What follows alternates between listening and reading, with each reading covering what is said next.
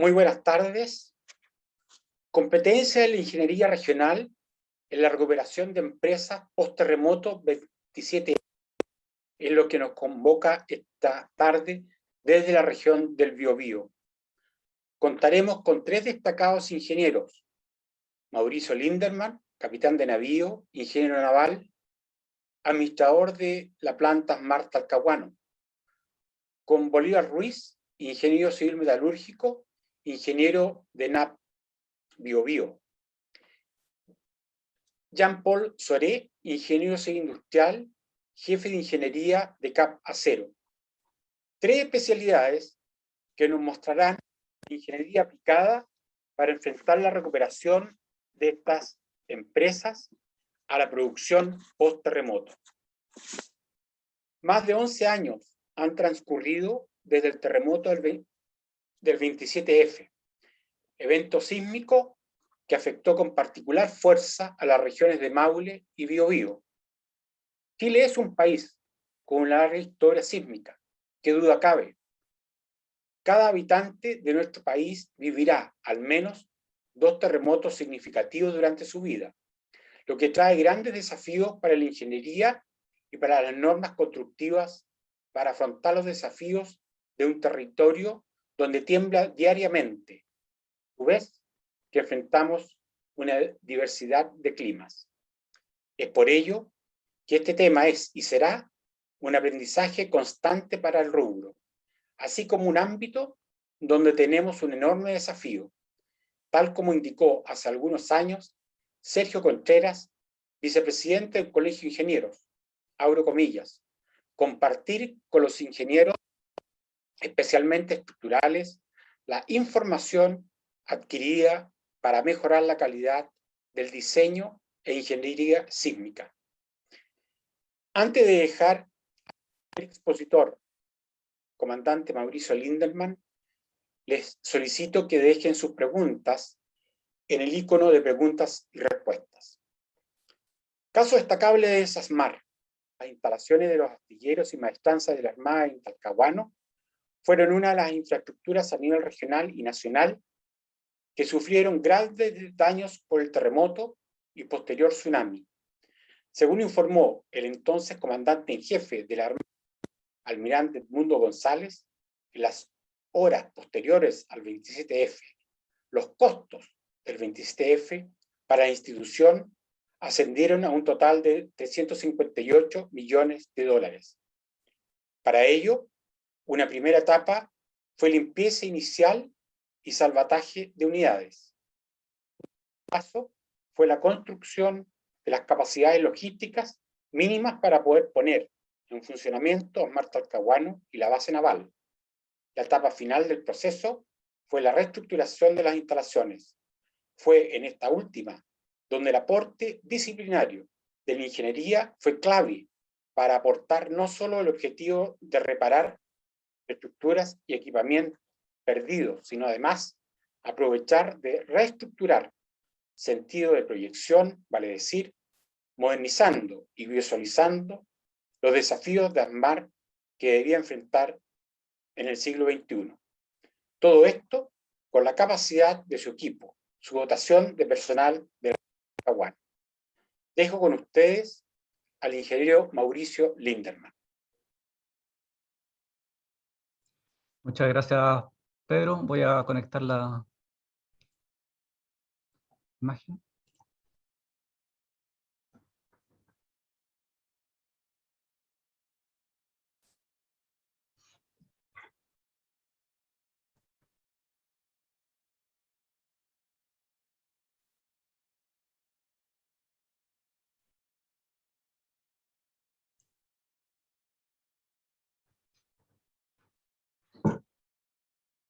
Muy buenas tardes a todos los presentes. Aprovecho la oportunidad de agradecer al Colegio de Ingenieros por la invitación y poder mostrar los aportes de nuestra ingeniería aplicada en el desastre del 27F en ASMAR Talcahuano.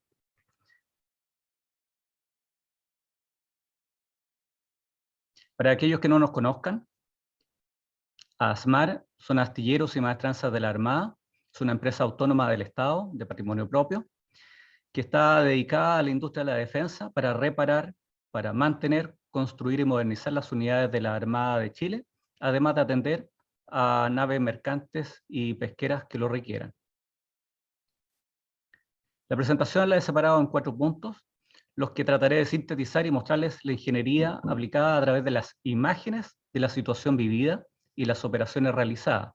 Espero que sea del agrado de todos. Pero antes que nada, me quería referir a qué entendemos por ingeniería. En nuestra vida nos enfrentamos constantemente a diversos tipos de problemas. Algunos de ellos podemos resolverlos fácilmente, pero otros requieren de la ayuda de expertos donde se necesitan los conocimientos específicos y la experiencia. La práctica y conocimientos que un ingeniero adquiere a lo largo de su preparación es indispensable, pero las cualidades personales son en ocasiones lo que marca la diferencia entre un buen profesional y un gran profesional. Una de las más importantes cualidades que todo ingeniero debe tener es la creatividad, pues esta es capaz de incrementar de forma considerable la correcta resolución de los problemas, además de muchas otras ventajas. La creatividad no solo es una de las armas más poderosas de un ingeniero, sino que es una herramienta indispensable para el desafío de sus actividades. Estas cualidades y características son las que fueron aplicadas eficaz y eficientemente en el proceso de reconstrucción del astillero de Ammar Talcahuano post el terremoto y tsunami del 27 de febrero del 2010, considerado catastrófico por la magnitud de la destrucción al interior de la planta. En las visitas de autoridades nacionales se refirieron como será imposible de recuperar. Lo que le relataré a continuación no se refiere a la reconstrucción de la infraestructura del astillero, me refiero a los edificios, muelles o el equipamiento en general. En este caso me refiero a las actividades ingenieriles que permitieron recuperar las capacidades productivas a través de reflotamiento, desbarada o recuperación de unidades y naves que eran de un alto valor estratégico o existía una responsabilidad y compromiso por parte de nuestra empresa con los clientes externos. A cargo de la operación de salvataje, en ese entonces estaba el contraalmirante Giancarlo Estaño, quien junto a un equipo de 300 personas aproximadamente, tuvieron que hacer frente a este magno desafío. Los invito a explorar lo que fue para Ammar el terremoto y tsunami del 27F. El desafío. El terremoto del 27F y posterior tsunami marcaron un antes y un después para nuestra institución. Los 8,8 grados en la escala de Richter se impusieron sobre todo nuestros procedimientos al pasar las olas por sobre nuestras instalaciones. En ese mismo día estaba programado el bautizo y lanzamiento del nuevo buque de investigación oceanográfica, hidrográfica y pesquera Cabo de Hornos. Sin embargo, la naturaleza programó otra actividad, lo sacó a navegar por la bahía sin dotación y terminó varado en otro sector del mismo astillero. Ese fue uno más de los tantos desafíos donde tuvimos que utilizar los conocimientos de ingeniería para conseguir desplazar esta unidad hacia el mar sin producir daños o vías de agua. Dado que el tiempo siempre es escaso, en las primeras láminas les mostraré cuáles fueron los desafíos ingenieriles para resolver al menor costo posible y en el menor plazo la recuperación de las capacidades operativas de las embarcaciones civiles, unidades de la Armada de Chile y las propias como lo son los diques flotantes. Entre los grandes desafíos tuvimos que reflotar los diques flotantes Mutilla y Meri. Si bien estas grandes estructuras están diseñadas para sumergirse hasta una determinada profundidad, en este caso, al quedar seriamente dañada su integridad estructural, los compartimientos de lastre se encontraban totalmente inundados sin posibilidad de vaciar. Este desafío fue encomendado al grupo de buzos de salvataje de la Armada de Chile, más el personal de apoyo a las operaciones. El reflotamiento constó de las actividades de obturación para lograr la estanquidad de los compartimientos y luego el proceso de achique o llamado también vaciado de los estanques para lograr la boyantez o fuerza de empuje necesaria para el reflotamiento. Aquí la teoría de los gases, las fuerzas de boyantez, el equilibrio de los cuerpos flotantes, el principio de Arquímedes eran nuestros principales compañeros durante esta operación. Otro trabajo de envergadura consistió en el desmantelamiento del dique flotante Manterola, que por su antigüedad no era recomendable extender su vida útil. Tuvo que ser desguazado en la posición que muestra la imagen, lado derecho superior, desmontando trozo a trozo hasta quedar solo con la base plana del dique. Así también, como se ve en la imagen, hubo una serie de trabajos para desvarar el pesquero Antares 5, la barcaza Pisagua, el reflotamiento del transbordador Sobenes, donde se aplicaron los mismos principios utilizados en el salvataje de los diques, trabajando con globos de levante y grúas de apoyo para dejarlos en una condición segura. A todo lo anterior se debía agregar además la reconstrucción de la infraestructura marítima, los edificios, que en general se destruyeron la mayoría. Con el propósito de recuperar los diques secos, era necesario en primera instancia desvarar la motonave Laurel, de 5.700 toneladas que quedó montado sobre el dique seco número 2 y apoyado sobre la infraestructura cercana al dique. En esa operación fue necesario estudiar las condiciones de estabilidad de la nave, los esfuerzos que podía soportar la viga, preparar los espacios disponibles para lastrar y lograr el asiento de la embarcación sin perder su estabilidad y preparación y posterior preparación de una rampa de lanzamiento apoyada con rollerback, que son una especie de tubos con aire, para levantar la proa del buque y evitar un esfuerzo no controlado en el casco que pudiera generar vías de agua posteriormente al reflotarlo. La necesidad de recuperar las capacidades productivas del astillero y salvaguardar la integridad de las unidades de la Armada nos llevó a hacer una planificación extremadamente apretada, por lo que el ingenio del equipo a cargo debía accionar en forma decidida, pero minimizando los riesgos tanto del personal como del material. Como se puede ver ahí, prácticamente en julio ya teníamos casi todos los grandes problemas solucionados. El ingenio y compromiso. De todas las actividades a realizar, me referiré con mayor detalle a dos, las cuales tienen una significancia altísima, tanto por su condición estratégica como por la complejidad de su salvataje. Me refiero al desvaramiento de la misilera Chipana y el desvaramiento del dique flotante Yang con un submarino al interior de este. Para el caso del desvaramiento de la misilera Chipana, debido a la acción del tsunami, la misilera Chipana, que se encontraba atracada en el muelle Chacabuco, cortó sus espías y quedó varado sobre su costado de babor, sobre el mismo muelle, entre la dársena y el canal de acceso al dique número 1. Dada la posición en que había quedado, el problema a resolver no era simple, dado que el peso a levantar era del orden de las 300 toneladas. Las primeras ideas fueron las de contratar una grúa de gran capacidad, pero debido a su alto costo y las malas condiciones del terreno, fue desechada. Se requería realizar una maniobra delicada e ingeniosa con la tecnología al alcance que asegurara la operación futura de la unidad. Con el apoyo de la sección de Ingeniería de Construcción Naval del astillero, se confeccionó el plan de desvaramiento, que consideraba básicamente dos grandes etapas: el traslado y aderezamiento de la nave, y la segunda, el izamiento y posterior posada en el mar. Lo primero fue alivianar al máximo el peso mediante retiro de sus hélices, ejes, timones, el palo o mástil del buque. Luego correspondió los estudios de suelo, el levantamiento topográfico para compactar el área por donde se desplazaría la lancha hasta la posición de izado. Esto fue subcontratado a una empresa especialista que demoró el orden de un mes.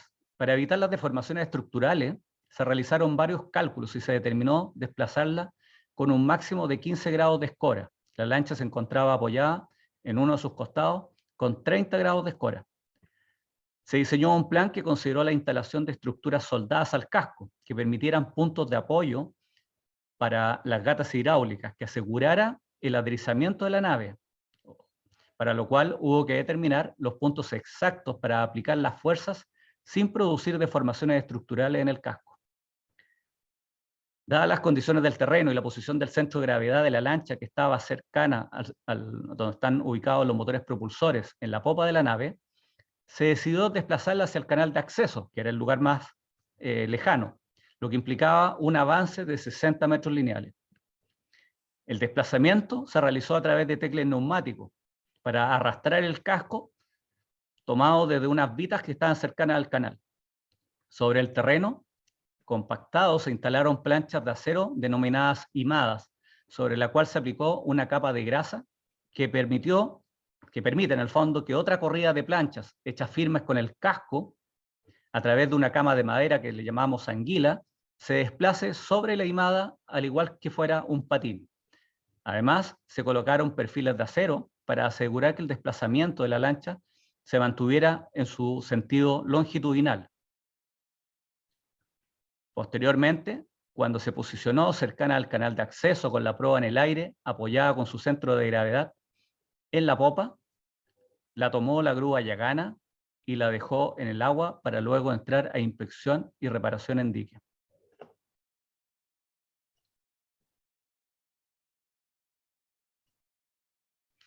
Aquí en las imágenes se puede apreciar cómo quedó la lancha apoyada en sus costados y cómo se encontraba el terreno cercano a la lancha. Por lo tanto, esto hacía que no fuera tan fácil el tomar la lancha con una grúa externa o incluso con la Yagana, que fue el elemento que finalmente solicitamos para el apoyo. Aquí en la imagen se puede apreciar los trabajos de reforzamiento que se hicieron en la lancha, ¿ya? La unión soldada al casco, tomando la quilla como base para hacer todos los refuerzos que se necesitaban, asegurando que la lancha no fuera a perder su condición estructural.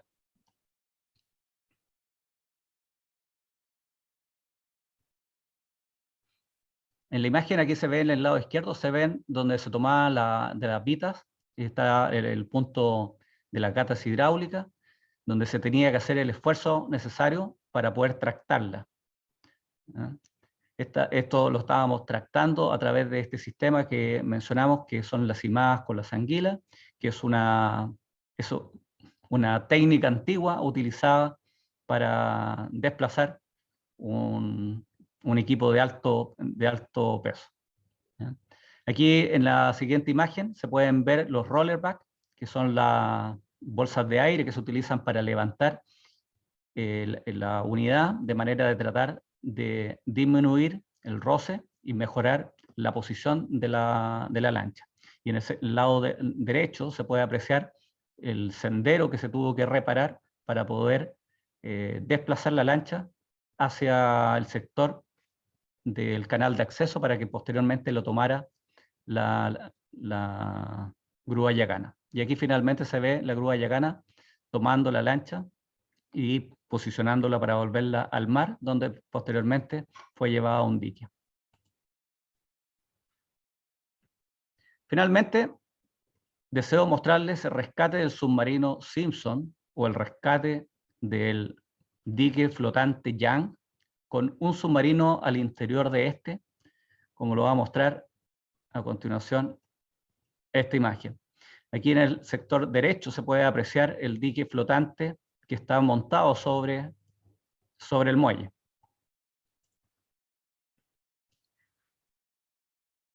Este dique se encontraba atracado al interior del astillero.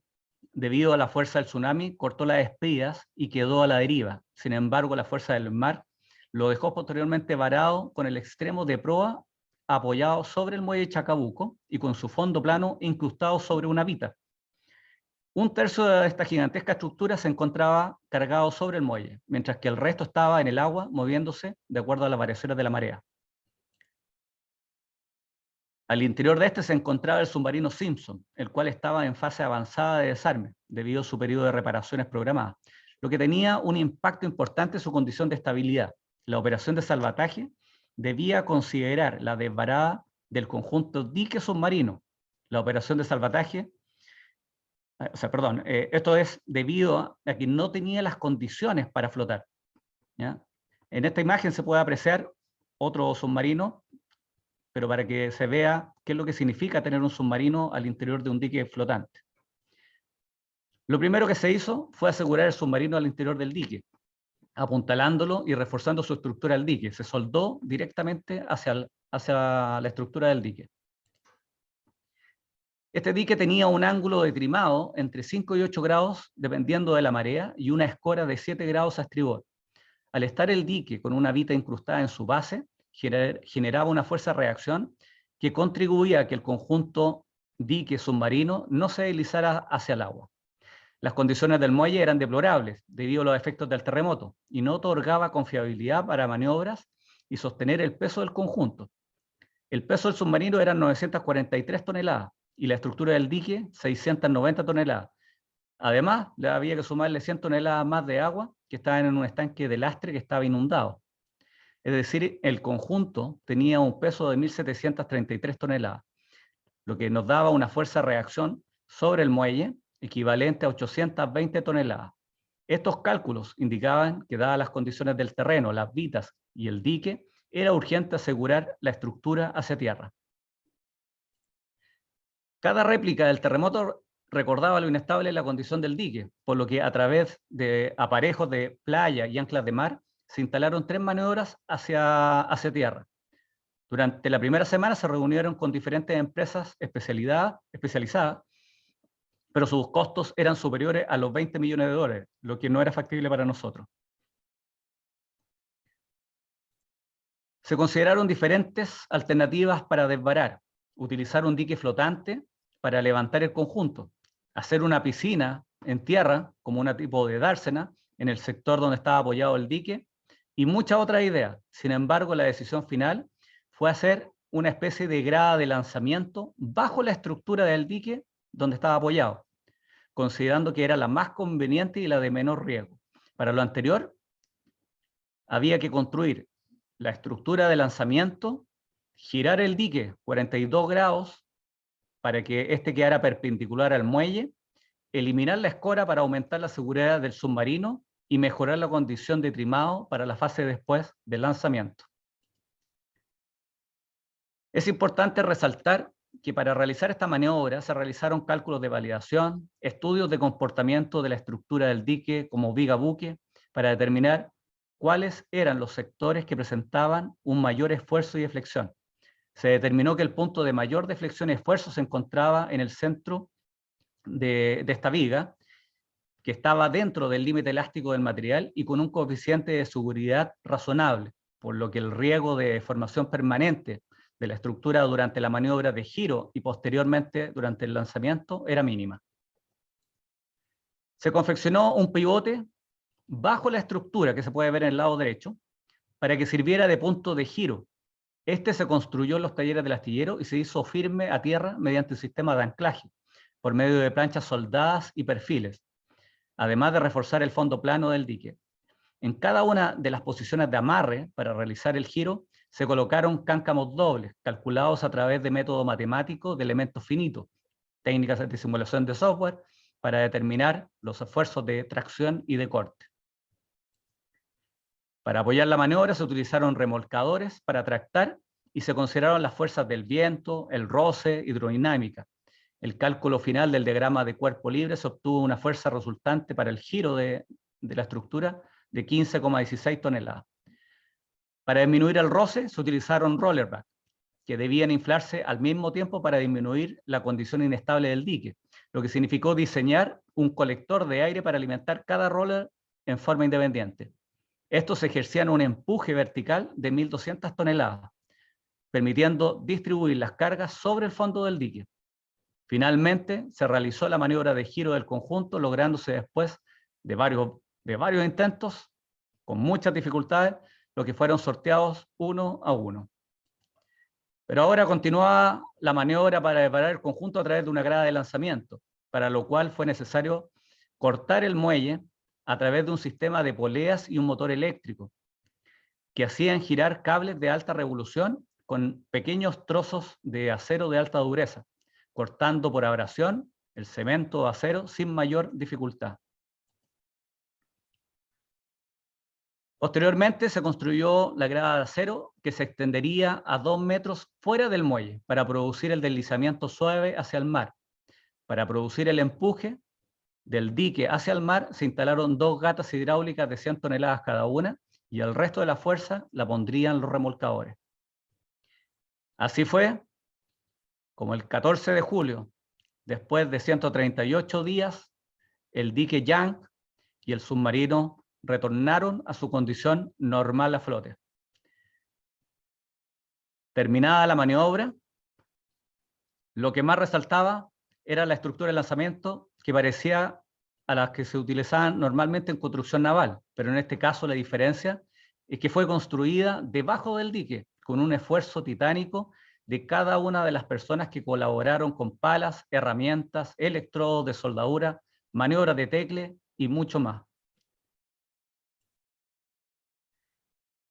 La creatividad, ingenio, preparación profesional de nuestros ingenieros en el país ha demostrado con creces sus capacidades, demostrando en los momentos de mayor urgencia el profesionalismo de cada uno de ellos. Los ingenieros navales de la Armada de Chile, de ANMAR y los buzos de salvataje de la Armada durante esta emergencia demostraron la operatividad de las unidades navales y las capacidades de ANMAR en un tiempo récord, a un costo razonable y sin lamentar accidentes de gravedad. Cabe destacar que pocos meses después, ANMAR y sus ingenieros volvieron a destacar con la construcción de la cápsula de rescate para los mineros de la mina San José. La operación de parada del dique Yang, con un submarino en su interior, demuestra la capacidad sin igual de los profesionales de la ingeniería. Esta maniobra era totalmente inédita, probablemente en todo el mundo, y constituye el hito más importante de la ingeniería naval en nuestro país, no solo porque fue exitosa, sino que también fue eficaz, eficiente y segura, demostrando el nivel de excelencia de nuestra ingeniería naval. Al término de las operaciones de salvataje se confirmaron las palabras del Lord Thomas Cochrane: la palabra imposible no existe en nuestra jerga naval, y se puso a prueba la tipología del concepto de la ingeniería, del ingenio, la creatividad, sumado a los conocimientos y experiencia, permitieron llevar a cabo este gran desafío, recuperando la totalidad de las embarcaciones de carácter estratégico para nuestra institución. Finalmente, si es que me queda un minuto aún, que terminó ASMAR.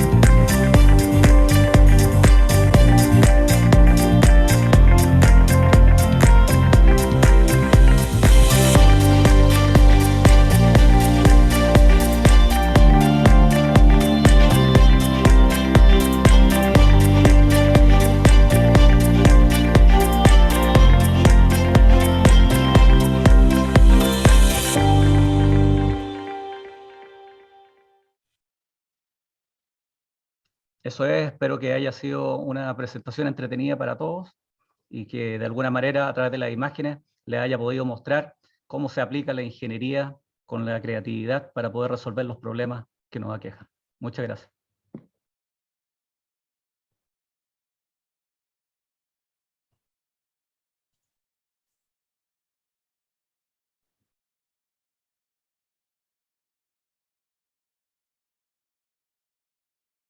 Muchas gracias, Mauricio, por tu presentación. Yo creo que fue muy clara. Y el segundo caso que hoy día vamos a conocer es que es un ejemplo de adaptación y gestión del cambio en una institución. Según las estimaciones del gobierno de la época, el plan de reconstrucción post-terremoto, este costo en el sistema de empresas públicas alcanzaría los 632 millones de dólares y en otros bienes nacionales cerca de 173 millones de dólares. En el caso de ENAC, los daños fueron de unos 115 millones de dólares, la segunda institución después de ANMAR. El terremoto del 27F provocó alteraciones en la operación de la refinería del Biobío debido al corte de electricidad y a importantes daños estructurales que por razones de seguridad obligaron a paralizar la producción. La refinería fue sometida a una rigurosa inspección para establecer la cuantía de los daños y determinar las medidas necesarias para reponer en forma segura su funcionamiento. Esta refinería retomó parcialmente su operación el día 14 de mayo, tiempo récord, y a fines de junio ya había recuperado prácticamente toda su capacidad operativa. ¿Cuál fue el secreto de esta rápida recuperación y adaptación de la empresa? Las acciones y labores levantadas para la rápida puesta en marcha fueron clave, gracias a la gestión administrativa y el compromiso de todos sus trabajadores. Sin embargo, los parámetros de ingeniería antisísmica con los que fue construida la refinería fueron un factor diferenciador. Gracias a esta servicios clave como agua, gas y electricidad no se vieron suspendidos en ningún momento. El terremoto, además, generó en la empresa una profunda revisión y aprendizaje en distintas materias. En este contexto, la disciplina nuevamente se hizo presente a través de procedimientos para el manejo, desarrollo de protocolos, de comunicaciones en caso de crisis y de enriquecer los estándares internos de seguridad, entre otros puntos fundamentales. Esto permitió generar un estándar para responder a nuevas situaciones, tal como el caso del 27 de febrero. Dejo con ustedes al ingeniero Bolívar Ruiz. Hola, buenas tardes. Muchas gracias por la presentación y por la invitación para estar aquí en esta jornada.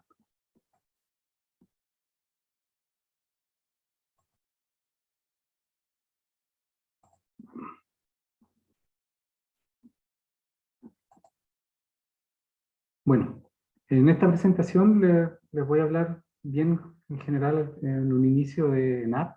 Después les voy a contar de Refinería Biobío, sobre todo algunas características que van a explicar por qué tuvimos que tener los cuidados que en base que algunos de ellos mencionó Pedro. Después vamos a pasar brevemente por el impacto que tuvo en nuestra organización el terremoto. Luego vamos a revisar los hitos y las actividades de reparación y retorno a la operación y en algunos detalles de los principales daños estructurales que sufrió la refinería y sus soluciones. Entonces, bueno, como les decía, lo primero, ENAP, la Empresa Nacional del Petróleo, es una empresa pública de propiedad del Estado, cuyo giro principal es la exploración, producción, refinación y comercialización de hidrocarburos y sus derivados. Cuenta con 3 líneas de negocio, una línea de exploración y producción, una línea de refinación y comercialización y otra de gas y energía. Sus actividades se encuentran no solamente en Chile, sino que también en Ecuador, Argentina y Egipto, donde hay exploración y producción. En Chile están presentes las 3 líneas de negocio, exploración y producción en el sur, en Magallanes, refinación, una refinería pequeña en Magallanes y 2 refinerías un poco más grandes en Hualpén, la 8ª región, y en Aconcagua, en la 5ª región.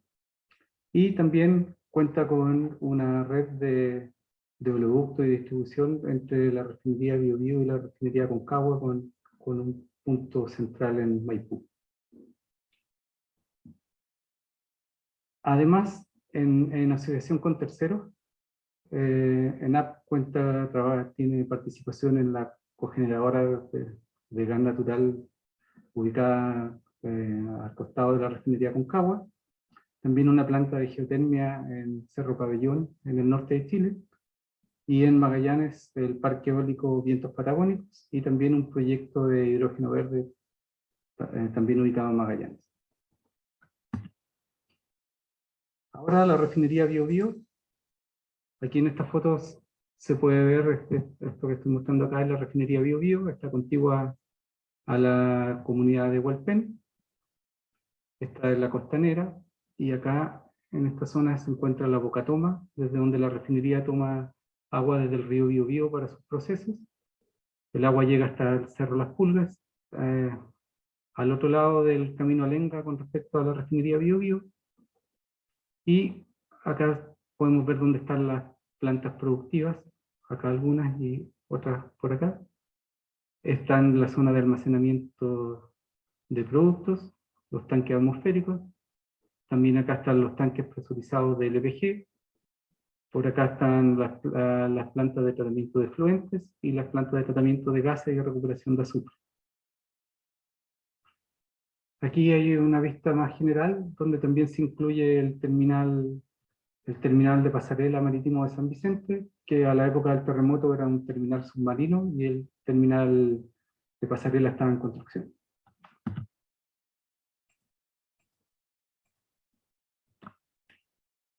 Muy rápidamente, en la refinería Bío Bío, a partir de petróleo crudo, se obtienen productos terminados que van desde gas licuado, LPG, gasolina, diésel, componente asfáltico, y también como subproducto de los procesos de tratamiento se obtiene azufre y productos base para la industria petroquímica. En total, no voy a entrar aquí en detalle, pero la refinería cuenta con alrededor de 30 o un poco más de plantas o subprocesos. Y hay otra vista de la zona de las plantas y zona de almacenamiento de la refinería Bío Bío. ¿Por qué les cuento esto? Porque les quiero mostrar que al interior de las plantas de la refinería Bío Bío tenemos una gran cantidad de líneas de proceso, de bombas, de equipos estáticos como acumuladores, tenemos también 6 intercambiadores de calor, instrumentos, y todo esto tiene muchas conexiones que son potenciales de fuga, y la refinería maneja, por los tipos de productos, maneja productos que son tóxicos, como por ejemplo el ácido sulfídrico, que es un producto de la eliminación del azufre de las corrientes de hidrocarburos. Maneja también productos inflamables, productos combustibles, que ante una pérdida de contención pueden afectar a las personas y pueden también afectar al entorno y las instalaciones, afectando la producción. También, por sus características, hay productos que a temperatura ambiente se congelan. Entonces, eso fue lo que sucedió con esos productos más pesados en la detención de emergencia del 27 de febrero. De los efectos del terremoto, de las personas, acá se ven unas fotos de la construcción del muelle de pasarela. Lamentablemente perdió la vida un trabajador de la empresa Comsa Dragados, un soldador, que cayó al mar y fue encontrado su cuerpo varios días después de ocurrido el terremoto.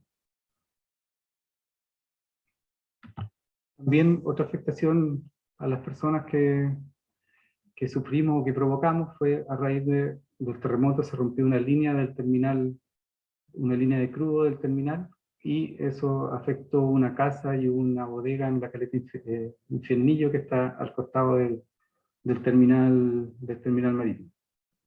Además, 50 trabajadores sufrieron, 50 de los 716 de la refinería, alrededor del 7%, sufrieron daños estructurales de distinta consideración en sus viviendas. En las instalaciones sufrimos algunos tanques de crudo por el movimiento del terremoto, sufrieron el rebalse a través de los techos y también el daño de los techos. Estos tanques tienen techos flotantes que tienen pontones, que son flotadores del techo. Algunos se rompieron y se inundaron de productos, fallando en parte la flotabilidad. También tuvimos algunas fugas de combustible diversas, sin condiciones mayores, gracias a la actuación del personal de operaciones y de la Brigada de Respuesta a Emergencia de la refinería. También tuvimos la caída de una chimenea, de la chimenea de un horno de la planta una de las plantas hidrodesulfurizadora de diésel, Aquí si ven la imagen, está en la chimenea. Tuvimos la suerte de que cayó hacia la calle, cayó aplastando una camioneta. Aquí hay otra foto también, porque en cualquier otro ángulo hubiera caído sobre nuestras instalaciones productivas, pudiendo generar algún problema mayor. Más adelante vamos a ver algunos detalles de por qué se produjo esta falla y su reparación. También estas son las piscinas del sistema de tratamiento de efluentes. Sufrimos el deslizamiento de los suelos en algunas zonas de las piscinas. La ubicación relativa de la zona de tratamiento de efluentes dentro de la refinería. También sufrimos el pandeo de algunas estructuras. Estas fotos son de la unidad de reformación catalítica.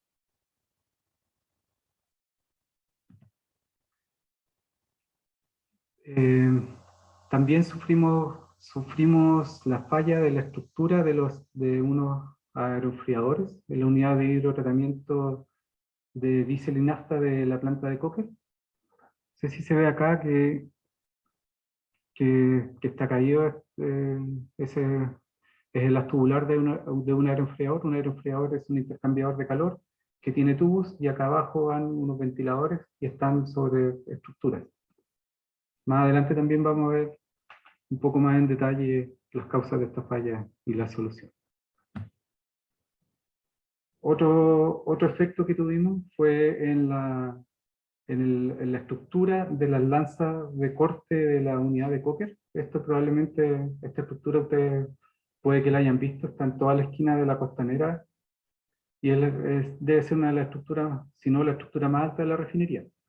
Aquí abajo va unos recipientes que se llaman cámaras de coque, donde hay principalmente carbón, y se introduce una lanza una lanza con agua en la punta, para romper el coque y después sacarlo por abajo, el carbón. Entonces esa estructura que sostiene las lanzas sufrió el corte de los pernos y se movió un poco. También les voy a mostrar un poco más en detalle la falla y la solución. En Boca Toma también tuvimos algunos problemas. Acá donde tomamos agua del río. Ahora, durante la detención de emergencia, 93 trabajadores del turno C, liderados por el jefe turno, actuaron de forma rápida y segura de acuerdo a los protocolos establecidos para ejecutar una detención total de emergencia de la refinería. Durante la detención actuaron los sistemas de protección y seguridad de acuerdo a su diseño, depresionando las unidades y descargando a través de las 3 antorchas del sistema de flear de la refinería los productos livianos durante varias horas, incluso hasta el otro día. Esto se puede ver aquí en estas fotos, ahí se ve 2 de las 3 antorchas del sistema de flear de la refinería.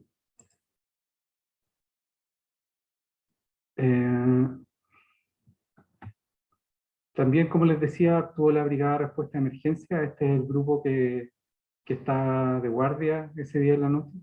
La Brigada de Respuesta de Emergencia está compuesta por trabajadores de la refinería que entrenan, son capacitados, tienen un entrenamiento profesional de brigadistas, pero ellos son trabajadores, y cada alrededor de 12 días ellos tienen una guardia. Entonces esa es una guardia de 24 horas. Ese grupo está de guardia. Y aparte, la refinería tiene un porcentaje de personal de turno, donde principalmente es personal de operaciones, de laboratorio y de algunas zonas más que se me puede olvidar en este momento.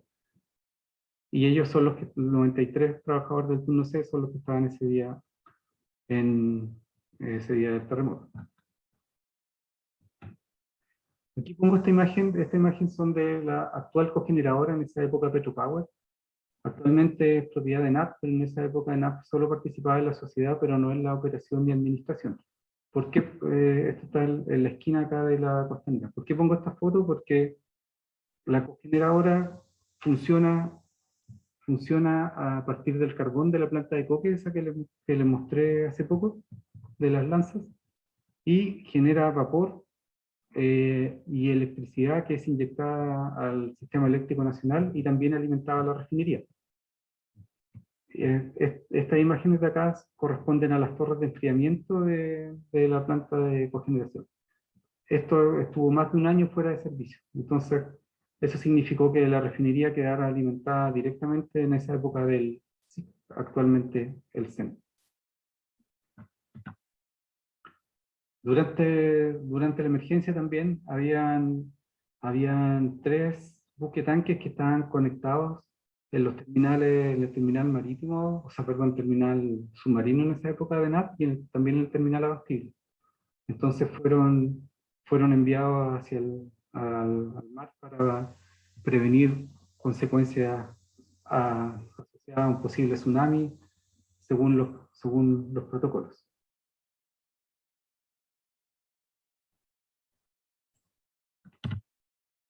También el mismo día del terremoto, la gerencia de ANAP, junto con la gerencia comercial y con la gerencia de refinación de la época, encargaron la importación de buques tanques con productos terminados. Eso debido a que las 2 refinerías estaban detenidas, la refinería Biobío y la refinería Concagua. Esta decisión permitió asegurar el abastecimiento de combustible en todo el país durante los meses siguientes. Además, ENAP y en particular la refinería Biobío mantienen inventarios de productos en los tanques de almacenamiento atmosférico. En esa época correspondiente o equivalente a 25 días de producción. Y esto permitió en los días posteriores al terremoto también cumplir los requerimientos energéticos de la zona centro-sur del país. Ahora vamos a pasar a las etapas de reparación y retorno a la operación. En primer lugar, ENAP definió 3 prioridades posterior al terremoto. 1, las personas, velar por el bienestar de los trabajadores propios, colaboradores y sus familias. 2, asegurar el suministro de combustibles en el país y en la región. Y tercero, poner en servicio a la refinería Biobío. De esta forma, entonces, se generó a nivel corporativo una estructura organizacional para la restauración de las operaciones. Se creó una gerencia de gestión de crisis y una gerencia de restablecimiento de operaciones. Estas gerencias estaban lideradas por ejecutivos transversales y por ejecutivos locales. También la gerencia de la refinería Biobío adecuó la organización para acelerar la recuperación de las instalaciones y generó una estructura especial que implicó soportes técnicos, asesorías, controles y reportes. Además, los trabajadores de la refinería Biobío acordaron, a través de un adendum al contrato colectivo, un cambio en su jornada, pasando a turnos de 12 horas y renunciando al beneficio de las horas extras. La secuencia de puesta en servicio que se implementó fue: primero, habíamos tenido la detención de emergencia. Después necesitábamos la recuperación de los servicios básicos para el personal que trabaja en la refinería y la iba a poner en servicio, y de las utilities. ¿Para qué? Para pasar y poder ejecutar la detención segura. ¿Qué consistía la detención segura? Todo ese producto, tanto productos pesados, productos livianos que quedaron en los circuitos y equipos durante la detención de emergencia, había que desplazarlos, a diluirlos, desplazarlos hacia puntos seguros, como por ejemplo el tanque. Y de esta forma poder realizar las inspecciones y pruebas a todos los equipos, las reparaciones que fueran necesarias, y finalmente pasar a la puesta en servicio. En su momento esto se hizo una analogía con un aterrizaje y después con un despegue. Y nos decían que las estadísticas mostraban que en los despegues habían incluso más accidentes que durante los aterrizajes. Entonces eso nos llevó a no perder el foco de tener todos los cuidados para tener una puesta en servicio segura. En la inspección, aparte del personal propio, hay que tener en cuenta que estaban todas las unidades detenidas. Nosotros normalmente no estamos acostumbrados o no tenemos como práctica de tener la refinería completa, salvo ahora tenemos planificado una detención completa para el próximo año, pero normalmente no era lo normal. Entonces, con los contratos y con el personal propio no era suficiente, se contrató bastante apoyo, también recibimos asesoría de expertos extranjeros, tanto de los licenciantes de las plantas, de los fabricantes de los equipos, de empresas de servicios especializadas, de empresas de ensayos no destructivos. Lo otro también para las labores de reparación, de mantención y reparación de las plantas, también se contrató gran cantidad de gente. También las personas recibimos apoyo de los colegas de las otras filiales de NAP, por ejemplo de Aconcagua y de Magallanes, de Punta Arenas. Magallanes mandó ayuda en la barcaza Yagana, que también ayudó en algunas tareas acá en la zona. Y bueno, también la refinería cooperó con combustible para las empresas de los servicios públicos como los hospitales, ambulancias, carabineros. En esa época también hay que recordar la situación de inseguridad que se vivía, y contamos con apoyo y protección de miembros de un regimiento que estaban las 24 horas en la refinería.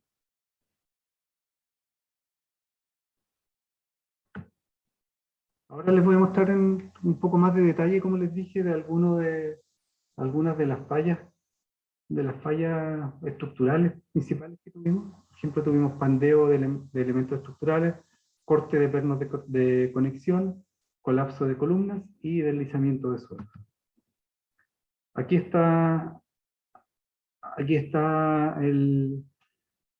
se muestra el pandeo de las columnas en la unidad de transformación catalítica. Estas columnas fueron reemplazadas por perfiles de tipo cajón, eran de tipo H.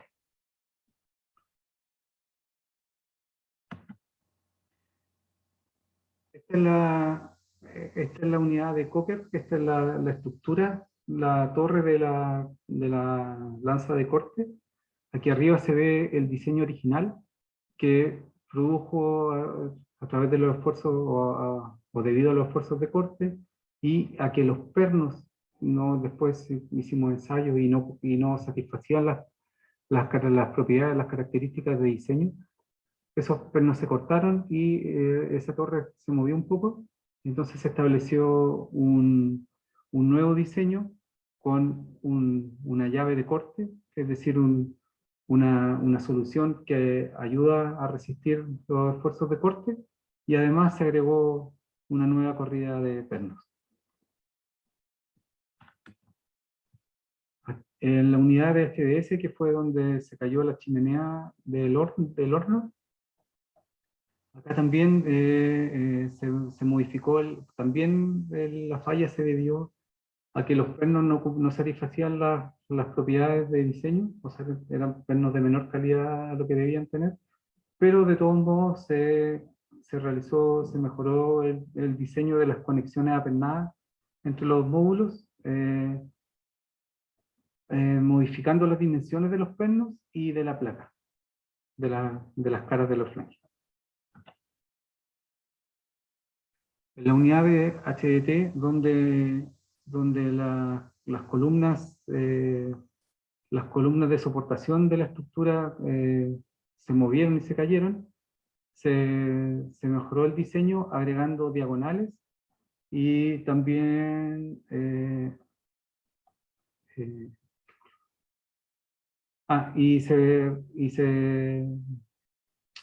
se agregaron refuerzos sobre las vigas, una especie de abrazadera sobre las vigas donde van apoyadas las columnas de soporte.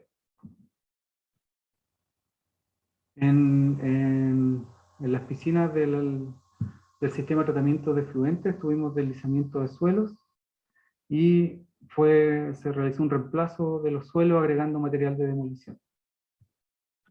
Y en la bocatoma tuvimos derrumbe del talud, y además de rehacer el talud, se agregó una contención con material de demolición.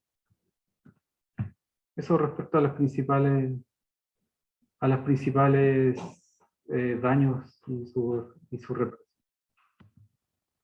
Y finalmente, conclusiones que pudimos adquirir de este proceso de recuperación de la refinería.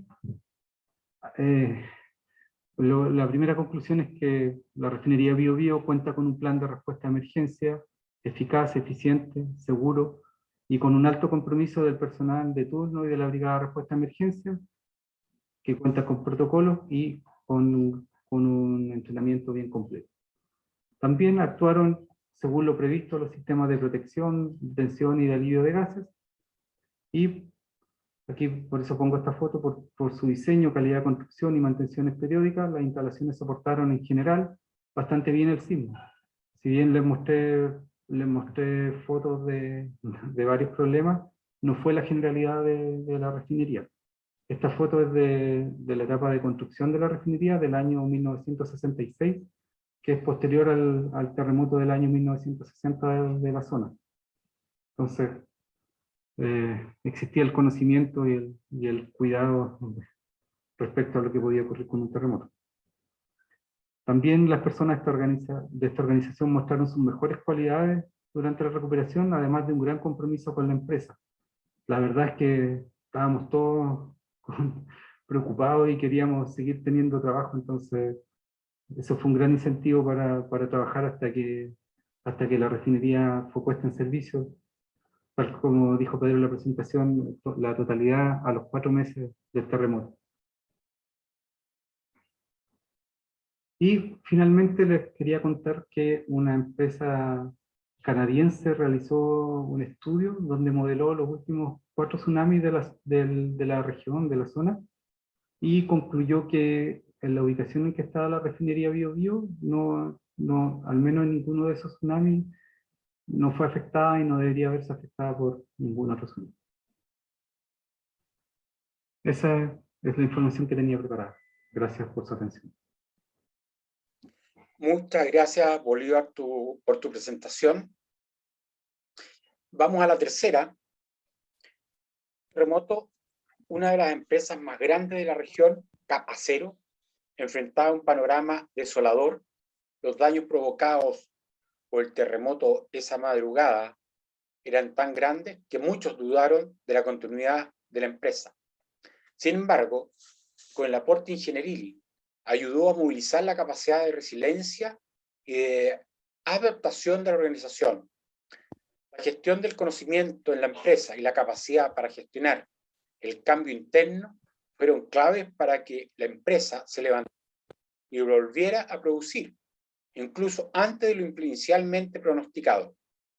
4 meses y medio más tarde, y luego de un intenso proceso de reparaciones y puesta en marcha, el 14 de julio se dio inicio oficial a la operación Enlacería, en una ceremonia que contó con la presencia del ministro de Economía, don Juan Andrés Fontaine. Dejo con ustedes al jefe de ingeniería de Capacero, Jean-Paul Soiré. Gracias, Pedro. Vamos a poner ahora también la presentación. Mientras Jean-Paul hace la presentación, les recuerdo a las preguntas, hemos recibido algunas, así que vamos a ver unos minutos de esas consultas. Jean-Paul.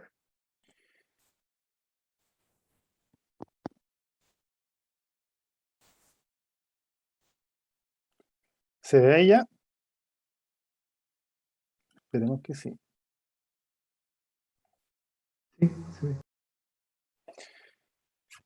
Bueno, gracias, Pedro, por la introducción. Resilientes como el acero, bauticé la presentación que me invitaron a hacer, así que muchas gracias. Les voy a contar la experiencia nuestra. Yo ya en esos años trabajaba en ingeniería, así que viví de primera mano todo el proceso de reconstrucción.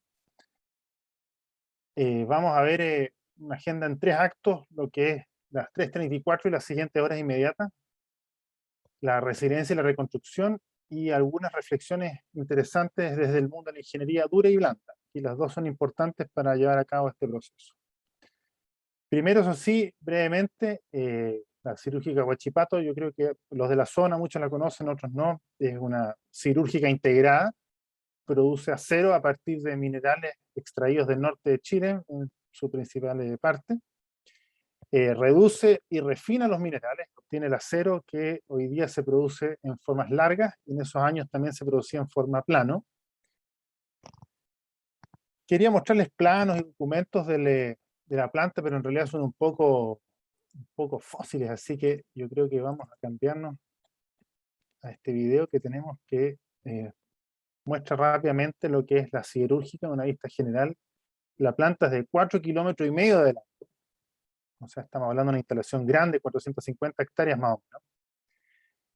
Desde el norte hacia el sur están los procesos primarios que se conocen, la parte de la elaboración del mineral, de carbón coque mineral, la acería, colada continua, todo lo que es laminación, el altorno, me faltó por ahí, no, se me pasó en el video rápidamente, y después todo lo que es las zonas ya de acopio chatarra, zonas de manejo de residuos, y los bosques y zonas de humedales, terminando prácticamente el deslinde ahí con Lenga y vecinos ahí de Napa. Aquí una vista rápida ahí desde el norte, las canchas de almacenamiento. Es como pueden ver, una planta bastante extensa. Ya se ve aquí, vamos a ir deteniendo en algunos puntos.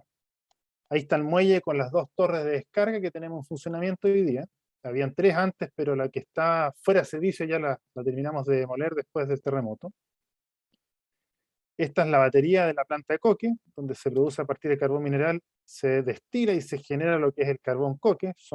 Pueden ver ahí una batería de horno, que una de las gracias y desgracias que tiene es que no se puede apagar nunca. Una vez que tú lo bajas de los 900 y pocos grados, muere. Así que es una unidad bastante crítica en su funcionamiento continuo.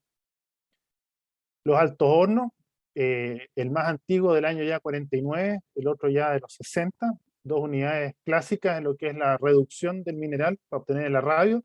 A partir de este punto ya se obtiene metal líquido, caliente. Ahí el altorno 1 que hoy día está apagado y el altorno 2 que hoy día está funcionando. Tenemos una planta de oxígeno para la acería, que es la que se ve aquí en esta imagen. Es un edificio gigantesco que está en la mitad. Yo creo que muchos, al pasar entre Concepción y Talcahuano, incluso desde el centro, de algunos puntos se ve un edificio, una nave industrial muy alta, donde están los convertidores adentro, donde se refina el acero. Estos son procesos de alta temperatura. Todo lo que son las naves de colada, laminación, una tremenda extensión, y que en esos años incluía lo que es la laminación de planos. Vamos a cortarlo aquí porque ya con eso es suficiente para que conozcan un breve pincelazo de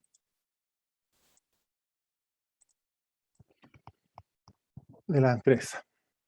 Las 3:34, las siguientes horas, esa noche habían 351 almas a bordo de Huachipato, y afortunadamente todos salvaron ilesos a pesar de los daños.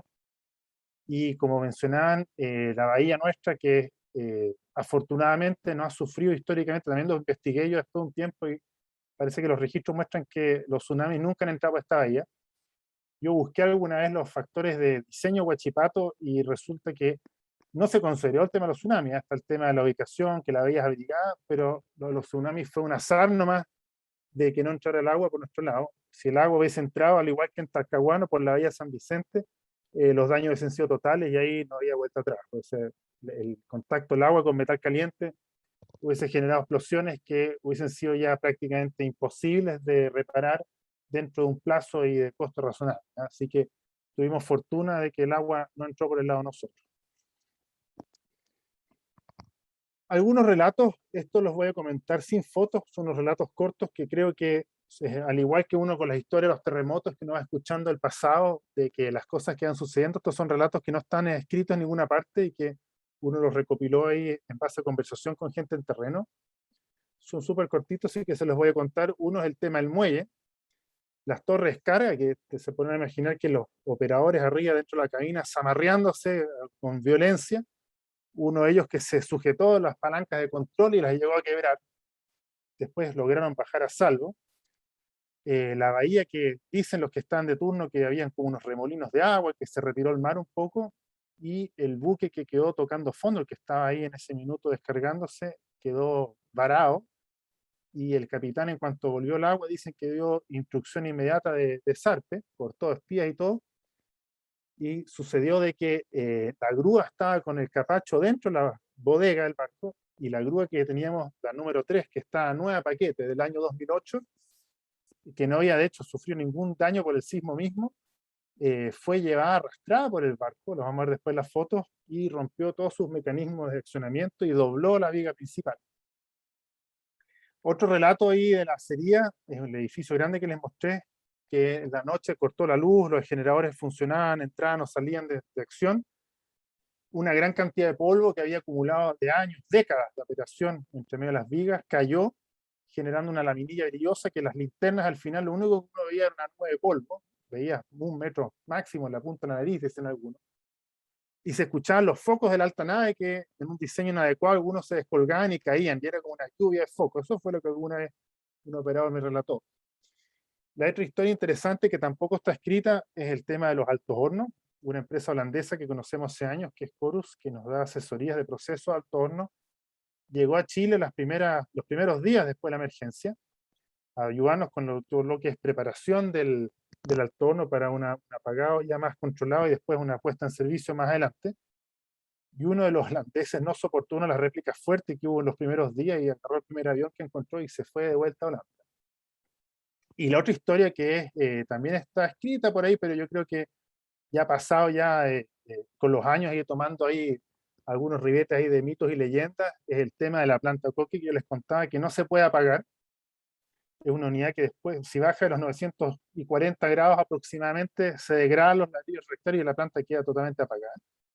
En ese tiempo, la cuadrilla que está de turno después del sismo volvió, temerariamente, se arrojaron y volvieron a lo que es el cierre de válvulas con puertas para proteger un poco y mantener la temperatura dentro de la planta Coque y no se enfriara tan rápido.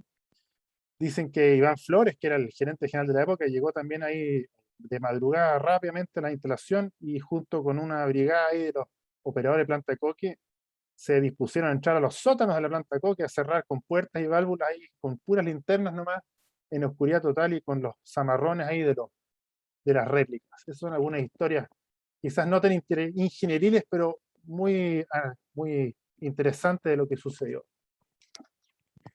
Pasando ya a los temas más ingenieriles, lo que es un levantamiento de los daños, lo vamos a ver ahora con algunas fotografías del paso a paso, las reparaciones. En general, la planta, a pesar de su edad, las partes estructurales resistieron bien los embates del sismo, y lo que sucedió fue que hubo algunos puntos críticos en que el suelo se licuó y se dieron las fundaciones arrastrando parte de la estructura.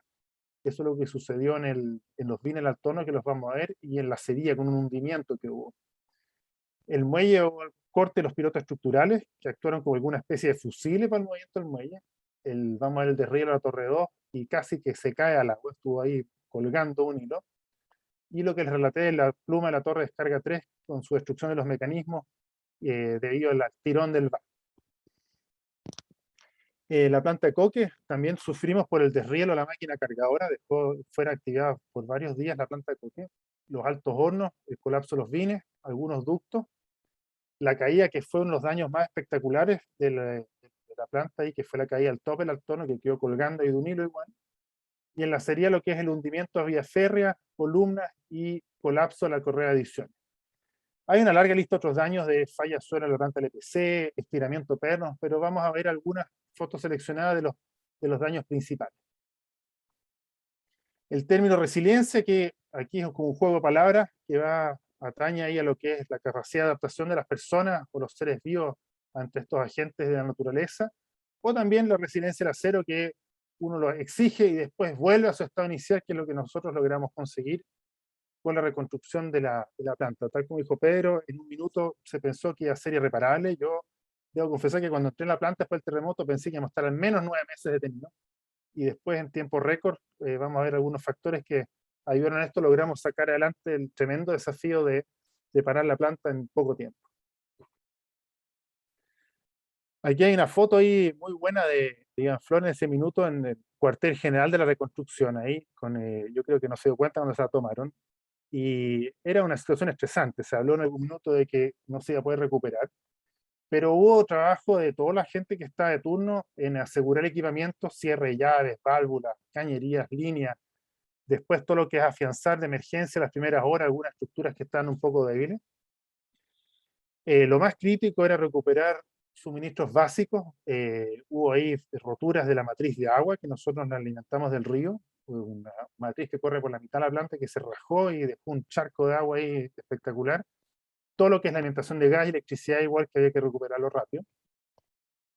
Y de ahí viene la parte más ya, que a pesar de ser rápida, se pudo hacer un poco ya más planificada, que es lo que yo llamé generar un proyecto, que fue planificar las tareas, adquirir los recursos que eran escasos. Tuvimos la fortuna de unas grúas de alto tonelaje que estaban en la cercanía, en Coronel.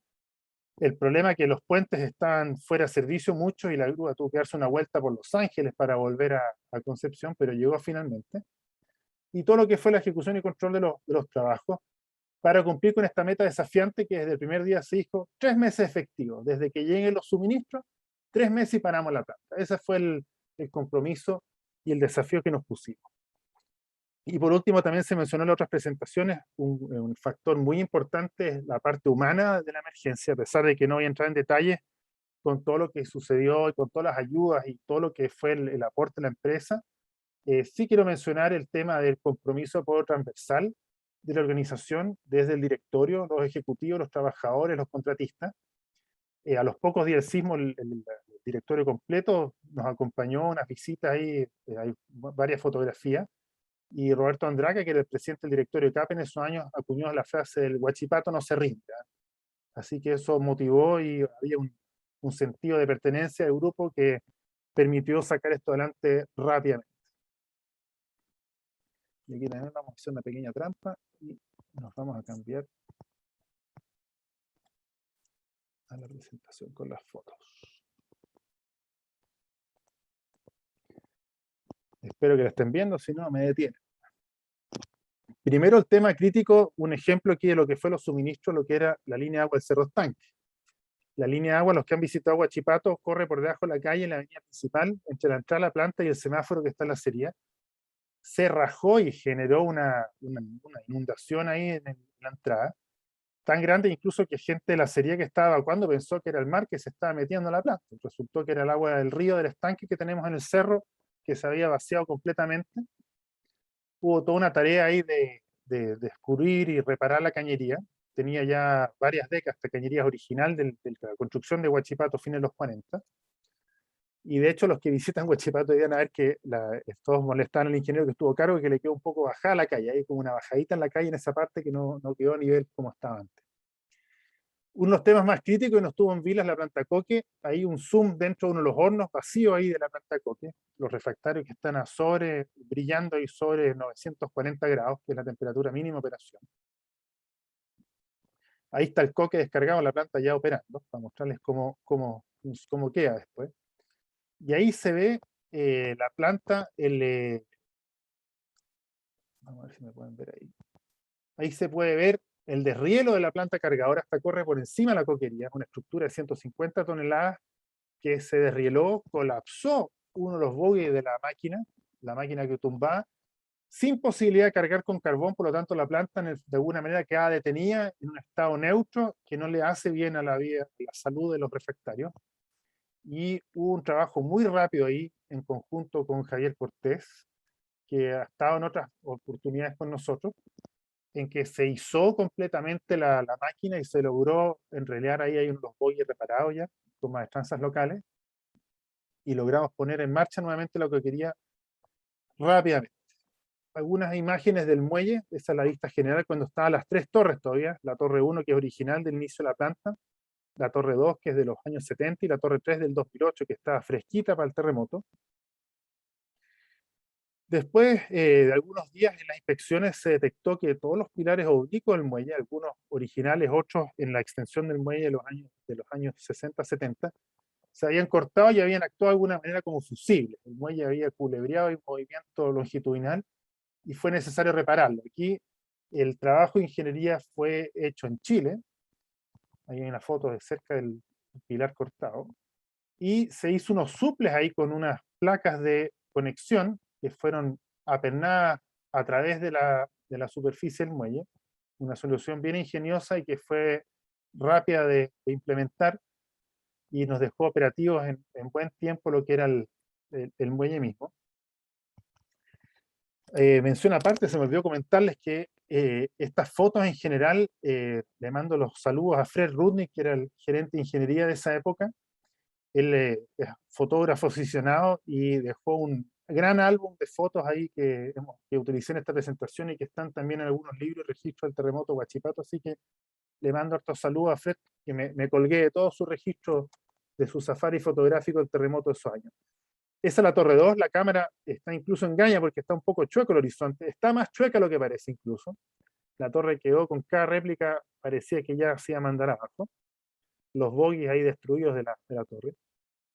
Y de ahí se diseñó un proceso de afianzamiento con madera y una estructura también diseñada por la planta con los contratistas para afianzarla rápidamente. Y de ahí con un marco de madera con gatas hidráulicas en que toda esta estructura lentamente fue siendo recuperada su posición original. Un trabajo largo y dedicado, pueden ver las láminas ahí a medida que iba subiendo con los portapower ahí que las fueron levantando. Hasta que logramos encarrilarla y ponerla ahí con el bogie reparado, ponerla en servicio nuevamente. Ahí pueden ver ya que está prácticamente horizontal. Una imagen ahí del capacho de la Torre 3 que quedó sumergido después de que el barco se la llevó prácticamente. En la siguiente foto creo que se alcanza a apreciar ahí el daño cuando se dobló. Finalmente el barco la tiró hacia el lado y llegó a doblar la viga de la torre, la pluma. Se puede ver aquí la destrucción generalizada en todos los mecanismos de accionamiento, todos aquí se puede ver todos reventados y partidos. Poco más yo creo que la hubiese tumbado al suelo. El trabajo bien dedicado de desarme que también se hizo con la asesoría del fabricante Konecran, ese Ardel de Alemania, que nos ayudó ahí con el proceso con todas las maniobras de desarme y recuperación. Y fueron llevadas a maestranza local las piezas para ser recuperadas. Hay una foto con la torre ya prácticamente ya terminada. Uno de los puntos más críticos, y que de hecho fue el que dio la ruta crítica de la reparación de todo lo que fue la parte productiva de producción primaria del hierro, del hierro y el acero, fueron los bines de carga, las estaciones de recepción de carga al torno, que fallaron por en el fondo sé como que se licuó un poco el suelo y se hundieron las fundaciones, y esto hizo que todo se doblara y arrastró las estructuras superiores. También estuvo prácticamente cerca de caerse completamente. Ahí se puede ver un poco de carga y el hundimiento de la estructura. Hay una foto ahí de la falla del terreno. Muchas imágenes del interior de la casa carga. Ahí pueden ver que esta casa carga, además de mover la carga al torno, tiene todo un sistema racks de cañería de refrigeración de proceso que también se vio ahí dañado. El alto horno, que en estos casos de emergencia se refrigera con agua de mar, hubo que también correr ahí todo el proceso de refrigeración de emergencia para que no se fundiera la coraza, debido a que el material candente que está dentro del horno sigue caliente y reaccionando incluso cuando se para la operación. Así que fue una odisea también lograr afianzar la refrigeración del horno. Aquí se ven las correas totalmente pandeadas, destruidas. Una foto ahí increíble cuando uno estaba ahí viendo la parte de la foto, cuando uno se sube a esto y puede ver efectivamente el daño de cerca. Es impresionante la destrucción que causó el deslizamiento. Y aquí también fue un tema de ingeniería local, todo lo que fue el proceso de afianzamiento y la decisión de estas estructuras, irlas cortando de sus soportaciones ya colapsadas e irlas izando con una grúa de alto tonelaje. Ahí se puede ver cómo se van apoyando desde abajo y se empiezan a soportar de a poco hasta poder cortar todos los fierros retorcidos que quedaron ahí del colapso. Vamos a ir avanzando. Y de ahí se trajeron las grúas, ahí los fierros ahí del otro lado como quedaron todos doblados. Y la grúa de 600 toneladas, tremenda máquina, que poco a poco fue izando este conjunto bien descargado, estabilizado con las maderas, hasta que se logró ya tenerlo en su posición y pudo reconstruirse todo lo que es rack de cañería. Una imagen ahí de lo que es el refuerzo de la parte civil, donde colapsó el terreno, hubo que picar y rellenar para volver a generar una sustentación sólida. Una vista ya terminando el proceso armado, con las grúas ahí espectaculares, que logramos conseguir. Fue un trabajo arduo ahí también, vamos a comentar eso más adelante, lo que fue conseguir los recursos. Ya los tramos de correas ya empezando a verse la luz, ya prácticamente armados, poniendo ya polines, los bines ya reconstruidos, y ahí ya prácticamente entregados para operación, como que casi no hubiese pasado nada. Y el otro punto importante fue el tope del Altorno 2 que falló. Aquí se puede ver cómo está toda una estructura esbelta arriba del tope, una falla estructural. Colapsó y quedó todo colgando en el tope del horno. También en cada réplica se veía cómo se iba moviendo y bajando. Aquí fue un proceso bastante complejo, hasta que se consiguió también la grúa que tuvo que dar la vuelta por la pasada de Los Ángeles, y se tenían ya listas todos los diseños, las maniobras y reparaciones. Una foto ahí tomada desde el canastillo arriba del tope colapsado, espectacular imagen, mal recuerdo. Y de ahí, desde arriba, con la grúa, lentamente empezar con trabajadores colgados ahí a ir cortando, soldando refuerzos y cortando piezas hasta generar las maniobras y las secciones que se habían calculado para hacer el descenso de toda la estructura. Hay una foto desde el muelle general con las grúas en acción, la gran grúa ahí que ya con el tope prácticamente desmontado con la estructura, para después empezar con el tope reconstruido nuevo, empezar a montarlo sobre el horno. Una vez terminado todo lo que es reparación, comenzó la puesta en marcha de estos equipos que fueron apagados de manera abrupta y sin planificación. Una vez que se apagó la energía, el alto horno quedó con todo el material fundido y que con las semanas se fue enfriando hasta estar completamente congelado. Este tipo de paradas requirió la ayuda de estos especialistas holandeses que nos ayudaron a la puesta en marcha desde frío con carga del alto horno. Una maniobra ahí, también hay hartas fotos en el registro, espectacular. Las primeras salidas de la radio y las cucharas, así que fue una puesta en marcha exitosa también después de varios sustos con el tema de las lanzas. Y el otro punto interesante mencionar fue lo que es el hundimiento del terreno en la acería. Ahí también hubo una liquefacción del suelo que se llevó a una columna principal de la nave, y además una falla ahí que no estuvo relacionada con el hundimiento, pero que también fue bien vistosa lo que es la correa de carga. Ahí pueden ver el carro del torpeo, que es una termo gigante que lleva la radio líquido, cómo quedó hundido y casi unos 40 centímetros se fue para abajo el terreno, inutilizada quedó la vía. Ahí se ve cómo se hundió el terreno. Después todo lo que es excavación, también con ingeniería hecha en casa igual, todo lo que fue la reparación, harto fierro para que quede firme ahí y bastante concreto. Se logró recuperar la vía a la nueva altura. Y lo que fue más espectacular es el daño, que aquí en estas fotos no se aprecia también, pero los que tienen buen ojo pueden ver que el hundimiento de la columna 3, que se llevó toda la estructura del edificio hacia arriba, y quedó ahí comprometido la pasada de la grúa y todo lo que es la estabilidad estructural del edificio hacia arriba de esa columna. Hubo todo un trabajo también de ingeniería hecha en Chile con especialistas civiles y lo que es reforzamiento y mejora de suelo con pilotaje. Se generó toda una maniobra gigantesca de demoler lo que está alrededor de la columna hasta llegar a suelo, agotar napas. Una excavación gigantesca que desde los inicios de la serie de los años 70 no se había llegado hasta tan abajo ahí. Después se empezó con todo el proceso de micropilotaje para poder sujetar la columna, dado que el suelo estaba bastante débil debajo. Y de ahí todo lo que es de nuevo harto fierro, vamos a reírnos un poco de eso después en la parte de los diseños, criterios de diseño e ingeniería. Y después ya cuando estaba ya completado ya el anclaje a los pilotes, se volvió a rellenar y hubo que tijeretear todo el edificio para arriba para poder dejarlo a la nueva altura. No se logró recuperar toda la altura y hubo que cortar varias de las columnas y vigas auxiliares para dejar la altura original. Y este daño, que no fue ruta crítica, pero sí era muy vistoso en la pasada, que era el colapso de la correa de carga a la acería, y todo el frontis del edificio que se cayó, y también todo lo que eran los laterales de planchas que con el viento flameaban y uno de repente veía cómo seguían cayendo algunas. Era una situación de alto riesgo, pero que voy a mostrarles ahí cómo estaban los fierros torcidos. También era espectacular estar parado desde arriba y ver esto botado ahí. Imágenes de estas fotos también estuve yo mirando desde ahí, una imagen para no olvidar. Y la otra parte de las imágenes, quería mencionarles que uno también en estos casos es el silencio que se escucha. Uno está acostumbrado siempre en las industrias grandes, el ruido, sonidos de fluidos, máquinas, movimientos, y era increíble el silencio absoluto que había. Se escuchaban las olas del mar, las gaviotas ahí gritando en la playa. Daba incluso a veces más nervios que la misma destrucción, era el silencio que había ahí en Huachipato.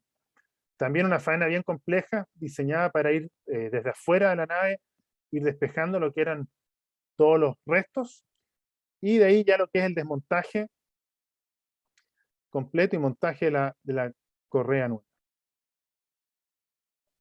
Ahí ya con una imagen ya operando, pueden ver ahí todas las planchas repuestas ya en distintas partes de la nave. Ahí también los convertidores, un dato anexo igual, que también se apagó la planta y quedaron llenos, ¿ah? No pudo vaciarse, así que también fue un proceso bastante tedioso el derretir todo el acero que quedó congelado dentro de los convertidores. Pero fue un proceso exitoso.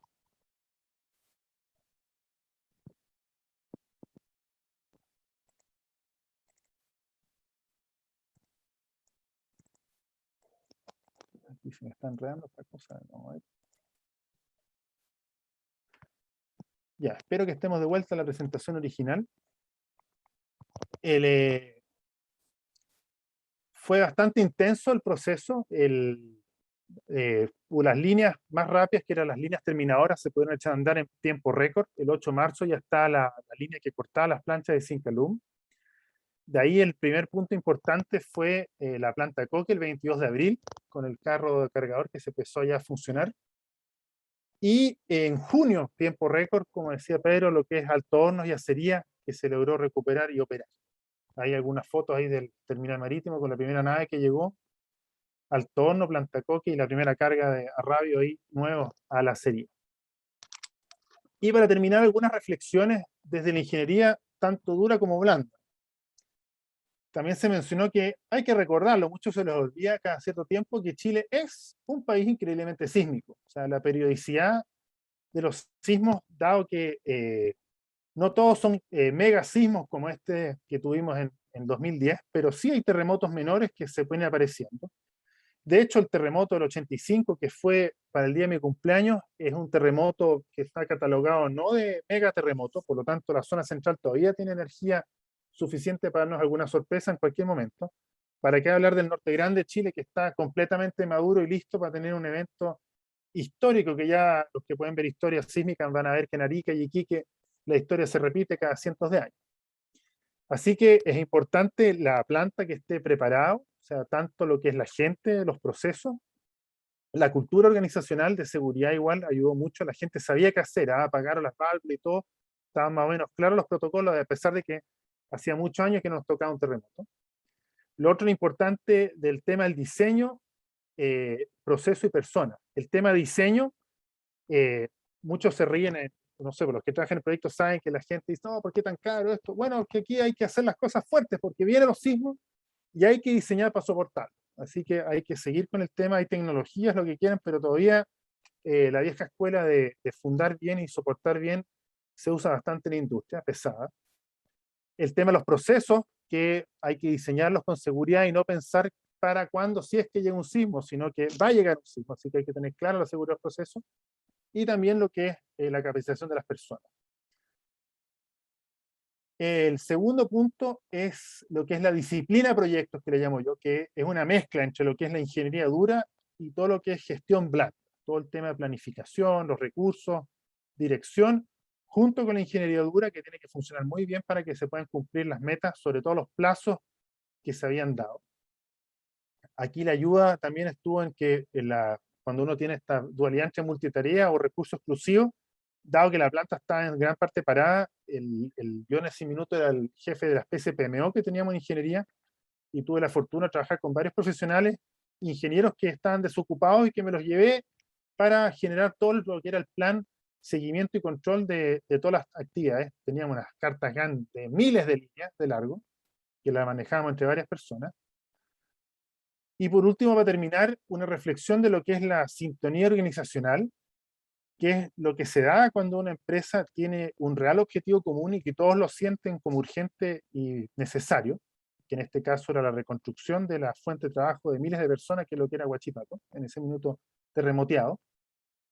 Lo que es la focalización de la energía es cuando todos tienen claro el objetivo y los lineamientos, fluye todo más rápido. El tema de compras, el tema de diseño, el tema de contratos, se manejó muy, muy bien. Y eso lo llamo yo lo que es amplificación, esfuerzo del equipo. O sea, que al final el esfuerzo de cada uno se va amplificado porque todos van remando hacia el mismo lado. Y yo creo que es una de las lecciones más importantes que nos dejó el terremoto de lo que es esta sintonía organizacional. Por último, en la imagen, ahí se ven algunos de los partícipes protagonistas, no son todos, son muchos más, ¿eh? Son miles de personas que trabajan aquí.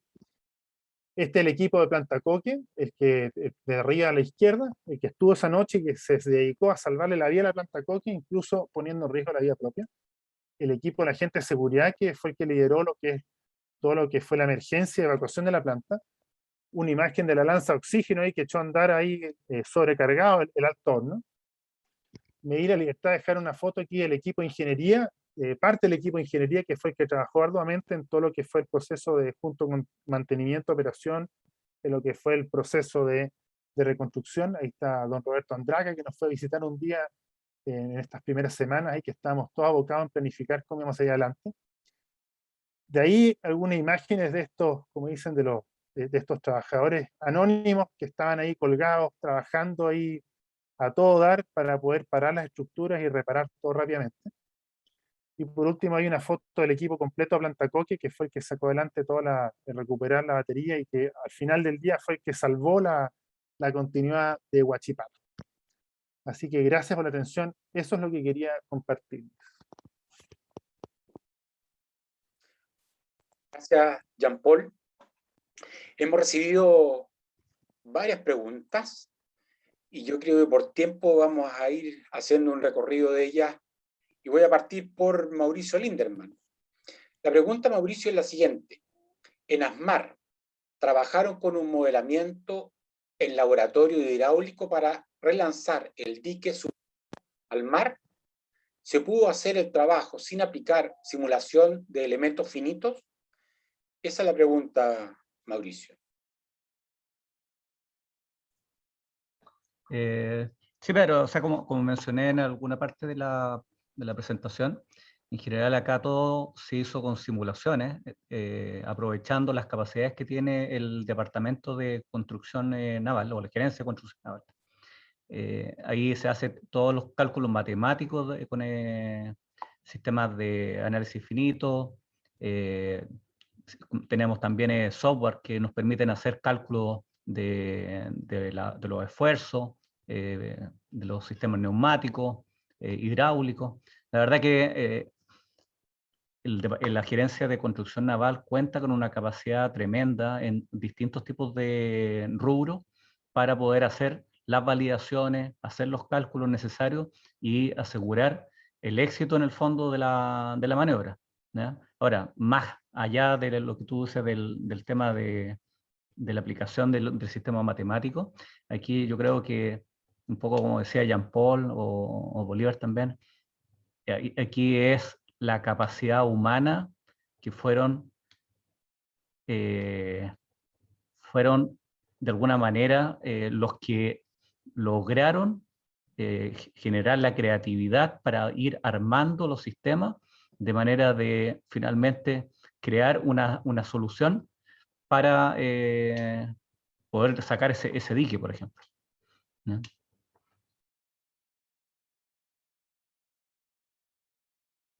Muchas gracias, Mauricio. Una pregunta a Bolívar. Bolívar, ¿cómo se evitó derrame de combustible en proceso de refinación el día del terremoto? En caso de terremoto, ¿cuál es el proceso secuencial de desacople de las unidades críticas de la planta de refinación para que no ocurran explosiones? Bueno, durante una detención de emergencia actúan los sistemas de seguridad donde los gases son evacuados de manera segura, que evacuados y quemados por el sistema de antorcha.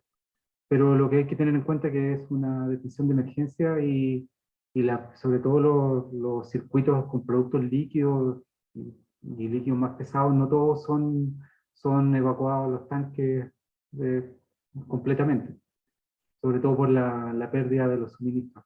Pero por eso fue importante durante la etapa de recuperación, recuperar primero los suministros, electricidad, vapor, para poder concluir la detención segura y poder hacer las siguientes tareas de inspección y mantenimiento. Gracias, Bolívar. Una pregunta a Jean-Paul, que es la siguiente.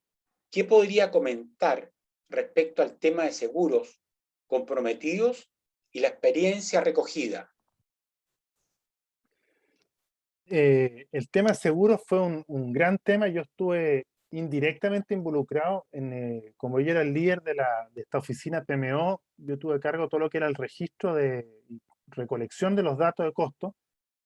Teníamos recién implementado el sistema SAP, hacía 2 años, así que eso nos ayudó muchísimo en tener un montón de información de respaldo desde el punto de vista de los costos. También hubo un tremendo esfuerzo de lo que fue la documentación de los daños. O sea, aparte de tener el seguro, que lo teníamos, y logramos recuperar una buena parte, tanto de lo que fue el costo de reconstrucción, como lo que fue el costo por paralización, lucro cesante y costos fijos que hubo que incurrir. Nos fue bien con eso. Gracias a que los profesionales de las unidades de ingeniería habían tenido un registro completo, se hicieron muchos informes de las fallas, muchos registros fotográficos y con informes escritos de lo que había sucedido y lo que se estaba haciendo. Así que no fue tan complicado llegar con un mega caso, porque esto es un mega caso de sismo, o sea, estamos hablando que fueron, si mal no recuerdo, como 150 millones de dólares más o menos lo que fue el cobro ahí del siniestro, y ramificado en distintas unidades. O sea, todo lo que yo les mostré el video al principio de la planta, prácticamente en todos lados había algún daño ligero, mediano o mayor. Así que no fue tarea fácil recolectar todo. Nos ayudó mucho el tema de los registros, que creo que es algo que en caso de emergencia les recomiendo a algunos, si tienen algún problema alguna vez mayor, rápidamente dejar registro fotográfico y escrito de lo que se puede recuperar o cobrar a la compañía de seguro. Es muy importante tenerlo ordenados. Gracias, Jean-Paul. Una pregunta para Mauricio. El protocolo para terremotos en ese momento exitoso, ¿se hicieron cambios físicos que antes no tenían contemplados en el acceso al mar? Pero no estoy seguro si entendí bien, pero en el fondo nosotros tenemos protocolos de seguridad para enfrentar cualquier tipo de situación, de accidente o evento más catastrófico dentro del astillero. Obviamente que la experiencia solamente fue la de 1960, la del último tsunami, así que yo creo que en todo Chile nadie pensaba que íbamos a volver a tener un tsunami. O sea, lo teníamos en la mente, pero nadie se lo imaginaba. Pero ¿qué sacamos de un poco de experiencia y que se aplicó dentro de la construcción posterior?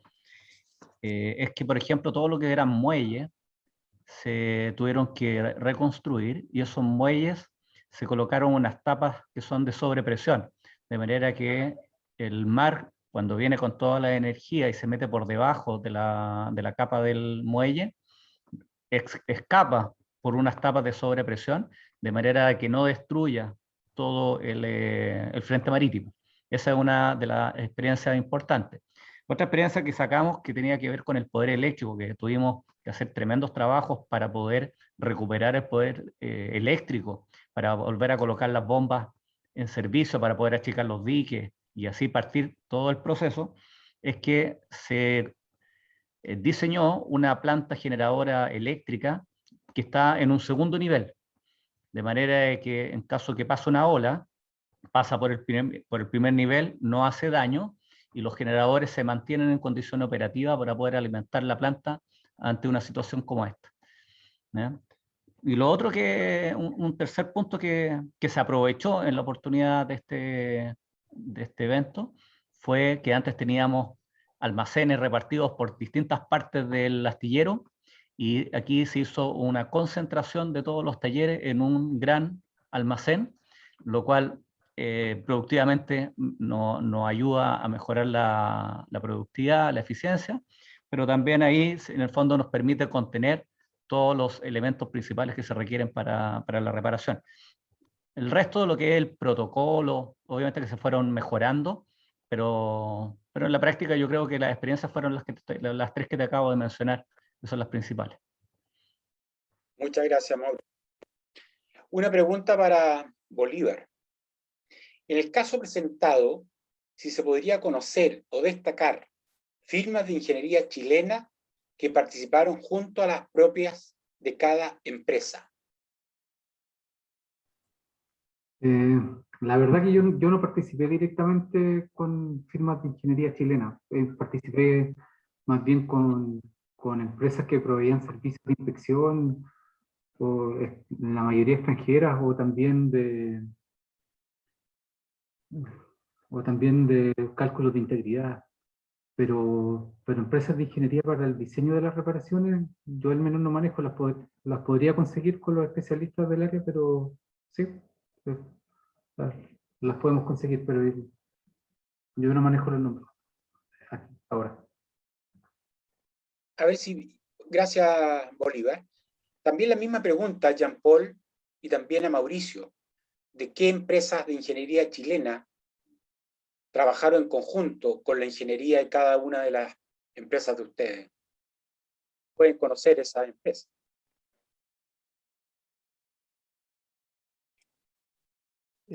Miran, en general tuvimos una mezcla.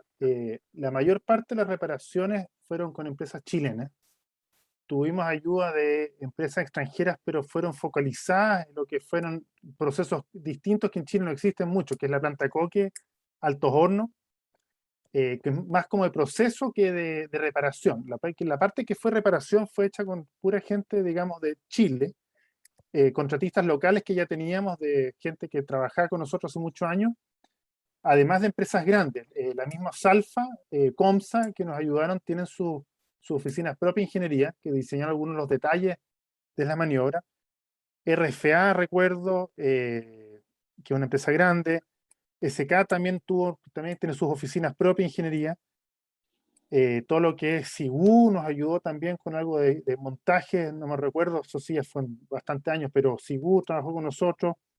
GID, que es una oficina me parece que no existe ya. Javier Cortés, que también tiene su parte de lo que es los levantes, que también ellos ayudan a diseñarlo. Entonces hay una mezcla entre ingeniería, digamos, y hay que acordarse que esto no es como cuando haces un proyecto de construir algo de cero. Entonces, como es rápido, tampoco era tan desarrollado como la ingeniería que uno espera para un proyecto que hace montoneras de diagramas, planos, sino que un poco de repente más de terreno. Entonces, también se apoya mucho uno en la experiencia del contratista de la ejecución. Acuérdate que nosotros no fuimos a licitar la empresa en general de la reconstrucción, sino que agarramos a las que están disponibles y por administración empezamos a trabajar. Así que las soluciones sigan dando más por terreno y con ingeniería, digamos, dedicada para la ejecución, más que para una etapa de diseño completo. Así que es una experiencia entretenida reconstruir una planta después de un terremoto. Gracias, Jean-Paul.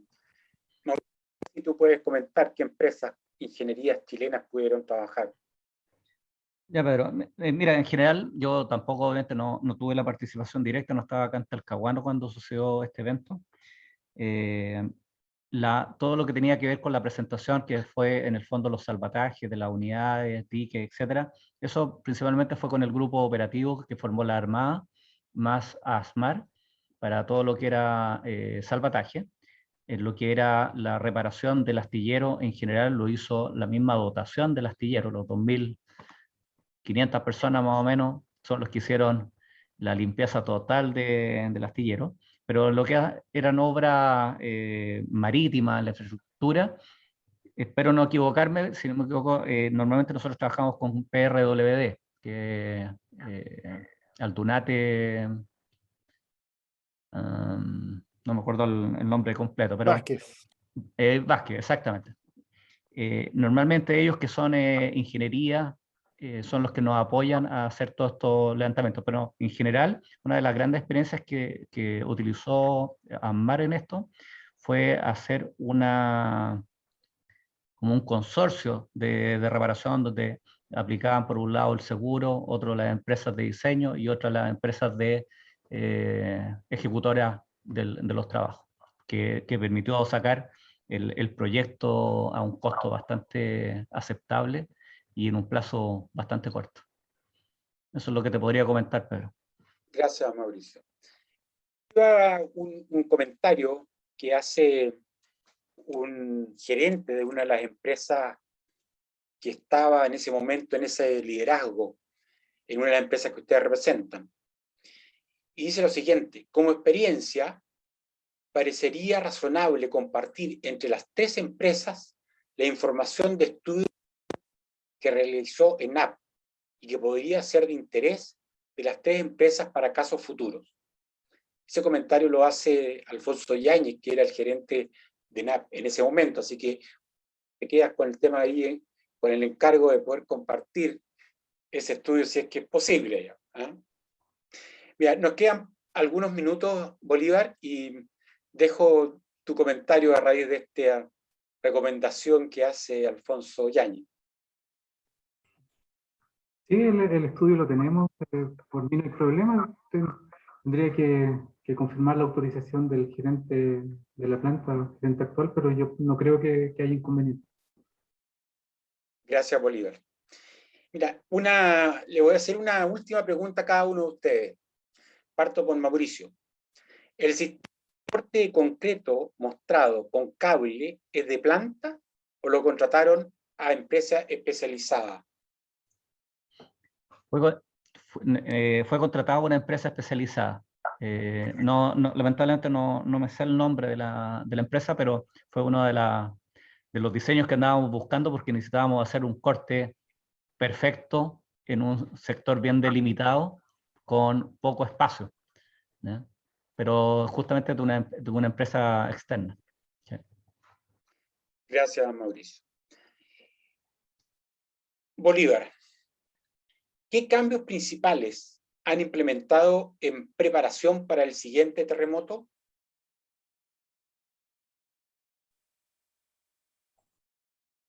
Buena pregunta. A continuación del terremoto anterior fueron reforzadas las estructuras que fallaron y similares.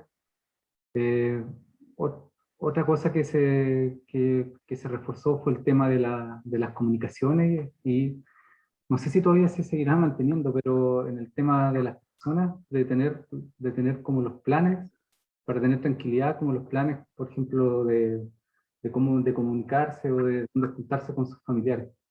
En el de la parte industrial, en general yo creo que eso, lo de reforzar las estructuras que fallaron. Gracias, Bolívar. Jean-Paul, ¿tienen implementado y complementado sistemas de alerta temprana con equipos satelitales? Buena pregunta, porque según yo, el protocolo actual, yo no participo de la gestión de esa parte, pero me parece que la gente de la Unidad de Protección Planta tiene conexión directa con Armada y con la ONEMI. No sé, me suena que no es algo propio nuestro, nosotros estamos colgados a lo que está disponible. Muchas gracias, Jean-Paul.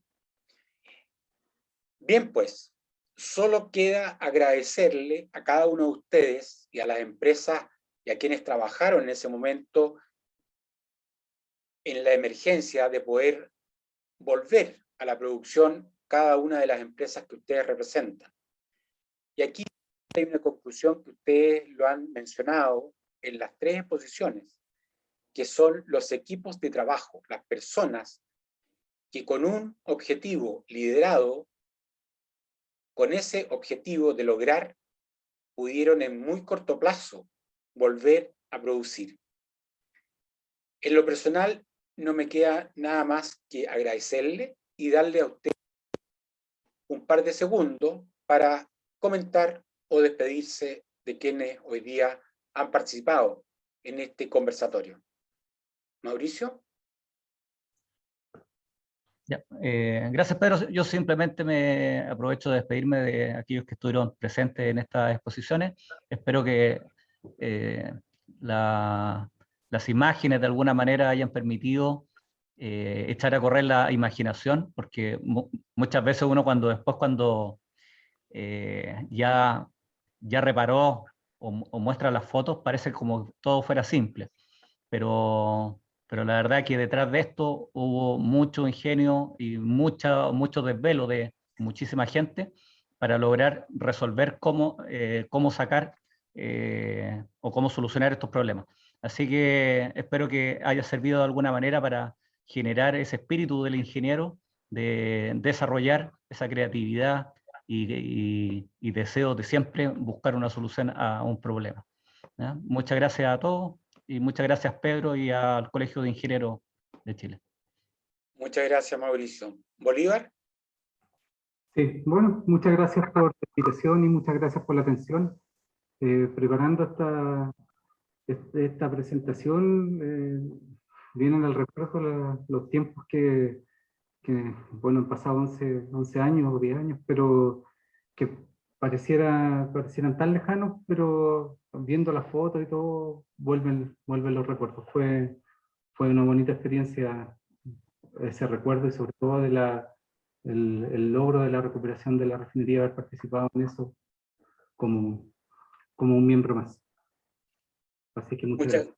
Muchas gracias, Bolívar, y tú que recién estabas llegando a ENAP en esos días.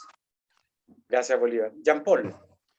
Bueno, gracias Pedro a todos por la audiencia, por la invitación. También me emocioné un poco mientras estuve recopilando datos ahí, archivos. Fue un proceso muy intenso de trabajo que nos llenó a muchos de orgullo. Y yo agradezco a toda la gente que estuvo también trabajando con nosotros ahí y aperró para sacar adelante. Les voy a invitar si quieren más datos, algo. Alguien preguntó también por ahí por las empresas contratistas. Hay un libro muy bonito que editamos nosotros del terremoto, por ahí por el 2010. Voy a pasarles el link para descargarlo ahí en PDF. Ahí hay hartas fotos, más información con más detalle. Está listado completo todas las empresas que participaron en su minuto. Ahí hay harta información si alguien quiere aprender un poco más. Así que los invito de vuelta a buscarlo después y les voy a dejar el contacto. Muchas gracias, Jean Paul. En la grabación de este conversatorio, ustedes lo pueden volver a ver, porque queda grabado en el canal YouTube del Colegio de Ingenieros, así que lo pueden ver en cualquier momento. Solamente agradecerles, como Colegio de Ingenieros, de que nos han vuelto a mostrar una ingeniería ante las emergencias en las plantas que ustedes representan y varias otras plantas, tanto en la región como también en otras regiones del país, la capacidad de la ingeniería chilena. Pudimos ver, ¿no es cierto?, en las 3 plantas que usted ha mostrado, cuál fue el daño que el terremoto del 27F entregó a la estructura. Y como destaco la capacidad de la ingeniería regional y nacional. Los ingenieros tenemos mucho que aportar a este país, Chile. Le agradezco a cada uno de ustedes y a quienes nos han acompañado esta tarde. Muchas gracias.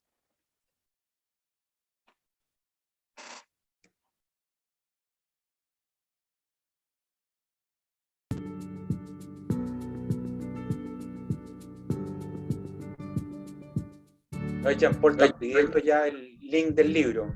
Un ex cap. Manuel Campos te lo está pidiendo, así que se lo puedes enviar.